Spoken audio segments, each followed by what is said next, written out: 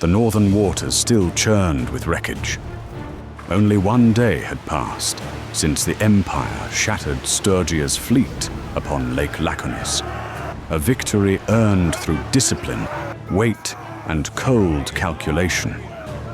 Imperial banners flew proudly over the sea, and word of the triumph raced inland faster than the tide itself.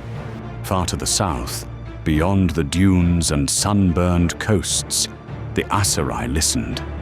They heard the whispers that the Empire's strength was growing unchecked, its fleets ruling the water, its lords emboldened by blood and iron.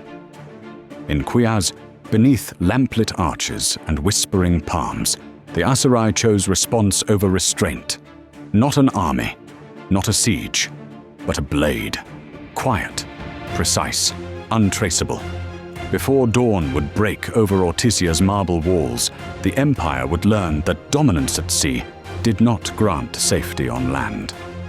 And so, as the city slept, a single figure slipped away from Quiaz's harbor, carrying steel, poison, and purpose into the dark. The boat left Quiaz without ceremony. A single lantern burned at its bow, swaying gently as a dark sail caught what little wind the night offered. Oars dipped in steady rhythm on either side, a small crew working in silence as the vessel slid out onto black water. At the rear stood the assassin. Wrapped in dark cloth, he guided the boat forward with quiet precision, eyes fixed ahead, while others provided the muscle that carried them north. The creak of wood and the low splash of oars blended with the hush of the sea, each stroke pulling them farther from the warmth of the south and closer to marble towers and imperial blood. The Aserai called these waters the Bar al-Yeshm, the Sea of Silence. Tonight, it would live up to its name. Salt mist clung to his face as the lantern's glow stretched and twisted across the waves. The stars offered little guidance, hidden behind drifting clouds, leaving only the dark horizon and the faint promise of Ortizia somewhere beyond it. By the time pale stone walls rose against the distance, the sea had already done its part. The assassin angled the vessel toward the shadowed shore and prepared to leave the water behind. The assassin emerged from the trees at a run. Dark cloth brushed bark and stone as he moved along the outer wall, keeping low, keeping fast. Above him, torchlight flickered. Steady, careless. The Empire believed itself safe. A ladder rose silently against the stone. He climbed, boots finding purchase without sound, cresting the wall just as a lone guard stood oblivious. A blade flashed from the assassin's hip. The throwing knife struck clean. The guard fell without a cry, crumpling against the parapet before sliding out of sight. The assassin moved on. He followed the wall to a landing where stairs dropped toward the inner streets. Across the way, two guards stood talking at the street corner. The assassin paused only long enough to measure distance. One knife left his hand in a silent arc. It struck the first guard squarely, dropping him where he stood.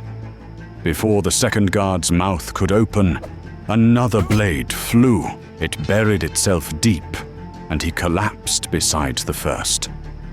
He descended the stairs and crossed the street, slipping past the fallen, as if they had never lived. The city breathed around him. Doors shut, voices murmured, unaware of what moved between them. He vanished into alleys, crossed open streets, passed beneath windows glowing with lamplight. Ortizia slept. At last, he saw it. The keep's side entrance. Two guards stood watch before the door. One knife flashed out, striking the first guard before he could react. He crumpled forward, armor clattering softly as he hit the stone. The second guard froze, just long enough to realize he was alone. A heartbeat later, another blade crossed the distance. It struck true, and he fell beside his companion, the doorway returning to silence. The assassin crossed the open ground, silent and unseen. The hunt was inside now. The door within the keep eased shut behind him. Stone corridors swallowed the sound as the assassin moved forward, slow and measured. He slipped toward the first archway and pressed himself into its shadow, becoming part of the corner as torchlight wavered just beyond. A guard stood with his back to the archway, unaware. The assassin's hand found his dagger. He stepped out silently, closed the distance in 2 soundless strides, and drove the blade into the guard's back. And he collapsed to the floor with a dull, final thud. The assassin eased past the body. A nearby door stood ajar. He slipped inside the first bedroom, moving between furniture and hanging cloth as if the room itself guided him. Lady Melchior sat unaware, her back turned, candlelight painting her in warm gold. The dagger struck deep. She slumped backward in her chair without a word, life leaving her as quietly as it had been taken. The assassin withdrew the blade and was gone again, slipping back into the corridor, past the fallen guard, already fading into shadow. This was only the beginning. One life was not enough. The task demanded blood. Not a warning, not a message, but a wound meant to linger long after the night had passed. The assassin slipped into the next chamber without a sound. The younger son, Jastian, sat alone, small shoulders hunched, unaware of the shadow closing behind him. One step, then another. The dagger flashed once. The cut was fast and merciless. Blood spilled across the collar as the boy collapsed backward over the chair, eyes wide, breath stolen before fear could form. The assassin was already gone, retreating into the corridor as the body sagged in stillness. Then, footsteps. He froze. Voices moved somewhere beyond the walls, distant but approaching. Moments later, a scream tore through the keep, raw, broken, unmistakable. The older son had reached his mother's chambers. The night shattered. The assassin turned away. His time was gone. 2 lives would have to suffice. He moved fast now, slipping through the corridors he had memorized, retracing his path toward the entry point. Guards stirred. Doors opened. Shouts carried through stone halls as the truth raced ahead of him. Word reached Lord Apis before the assassin reached the courtyard. His wife and his child lay dead beneath his own roof, murdered while he still drew breath within the same walls. The assassin crossed the open ground, passing the fallen guards without slowing, and vanished back into the streets. He followed the same alleys and stairways as before, keeping low, moving hard. He was nearly at the outer walls when the bells began to ring. Not one, many. The city awoke, screaming.